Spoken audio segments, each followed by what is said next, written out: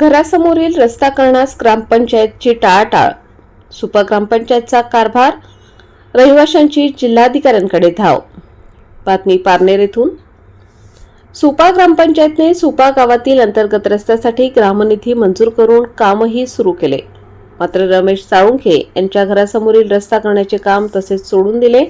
यामुळे आपल्या घरासमोरील रस्ता होण्यासाठी येथील रहिवासी रमेश साळुंखे यांनी थेट जिल्हाधिकाऱ्यांकडे धाव घेतली आहे.